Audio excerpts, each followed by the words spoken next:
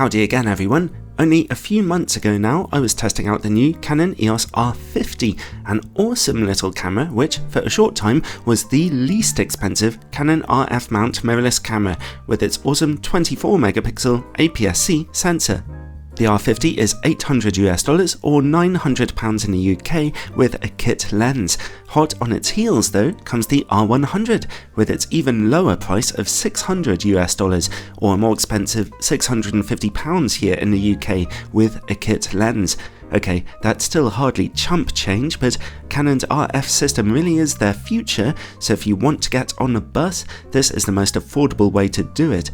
And I'll admit, I had more fun testing this camera than I thought I would, and as you can see from these sample images, it can certainly take some great pictures, although as you might have heard by now, the camera certainly has its limitations. I'd like to thank Canon UK for loaning me one of these cameras for a couple of weeks for testing, although as usual, this will be a totally independent review. In order for Canon to keep the camera's price down, they've had to cut all kinds of corners, which is what you'd expect them to have to do. It does have a 24 megapixel aps-c sized sensor, so its pictures can look nice and detailed, well, if your lens is sharp enough. We'll look at its image quality in more detail a bit later, but it's an older Canon sensor without the impressive performance of the R50 sensor, and this camera also has an older Canon processor, which again can translate to worse autofocus, video and high ISO image quality. Now, the build quality of this camera is a bit better than you might expect, considering its position in the bottom of Canon's pile. Its tiny size and lightweight make it an enjoyable pleasure to shoot with, and there are plenty of rubberized surfaces to give it a quality feel.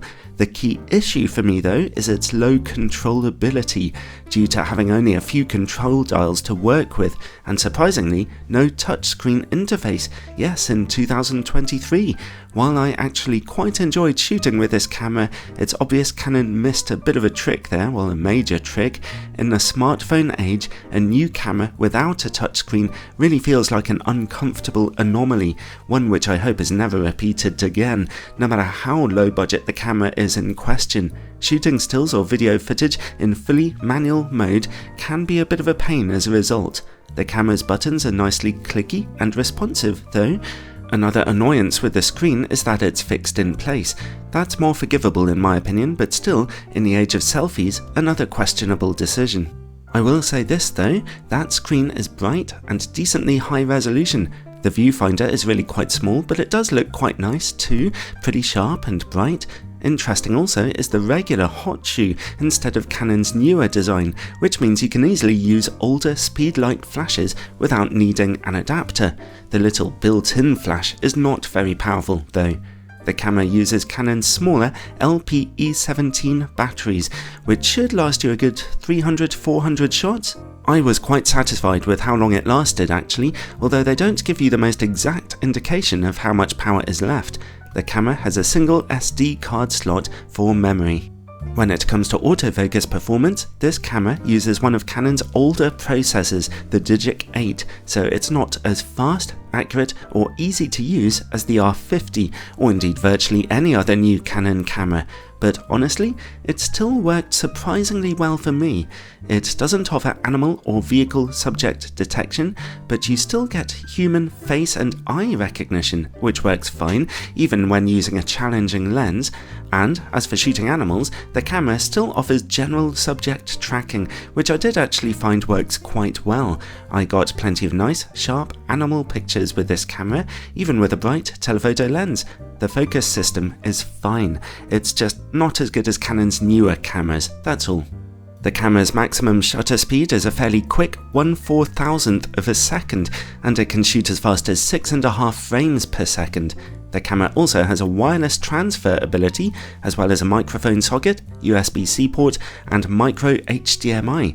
Unfortunately, you cannot charge the camera's battery through USB. Overall, the camera's build quality is better than I thought it would be.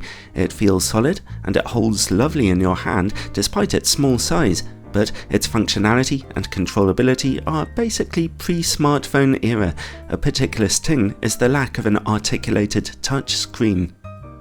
Alright, let's check out the still image quality available from its 24 megapixel sensor. As you can see here, RAW images capture tons of detail, while JPEG images, even after I'd tweaked all the settings, clearly see some over-sharpening, reducing fine detail. Let's look at high ISO noise performance now. At ISO 800, we're beginning to see some noise and a loss of detail, and ISO 1600 is looking a little rough. ISO 3200 is looking really quite poor, and, well, I wouldn't bother using anything higher than that. So that's a below average performance for a modern aps-c camera, really, which betrays Canon's older sensor and older processor here. The EOS R100 camera produces much cleaner images than this, which you can see in my review of it. Okay, let's see about video quality now, and we'll start with a 1080p output. It's a little soft, as you can see here. Already at ISO 800 and 1600 we are seeing noise, but the image is still usable.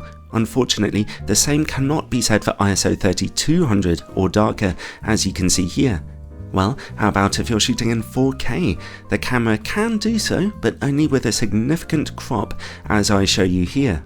Something else to mention is that when shooting 4K, you are stuck with contrast detection autofocus, which will be much slower than when shooting in 1080p. But anyway, let's look at those ISO levels. The 4K footage is capturing just an average amount of detail at ISO 100. At ISO 800, the footage is already getting a little noisy, and 1600 looks rough. And, well, you don't want to use ISO 3200 or 6400 at all. So, overall, the camera's video quality is basically quite outdated nowadays, but still not unusable if shot at lower ISO levels. One thing the R100 does feature is digital stabilization for handheld video footage, not to be confused with in-body stabilization. Digital stabilization crops into your image a little. However, I didn't find it very effective on the R100. You've been watching footage without any stabilization. Well, here's the result with normal stabilization.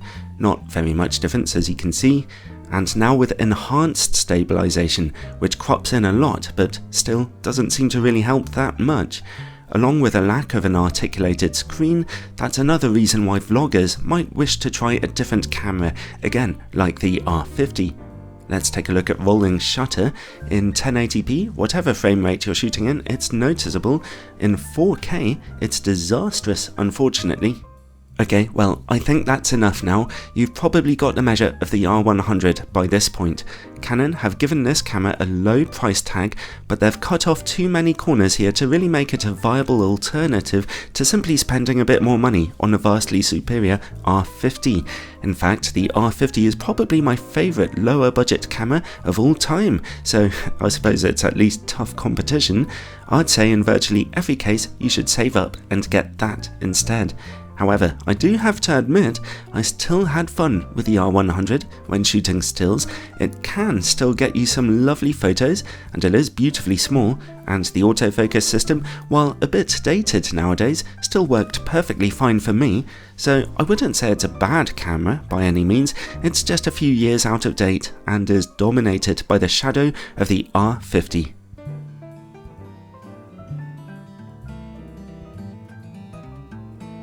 Thanks for watching everyone, and a huge thank you to my Patreon supporters who really are making a big difference to me keeping this channel going. Supporters over there get all kinds of exclusive bonus content and early access, so check out my Patreon page in the description below, and ciao for now everyone.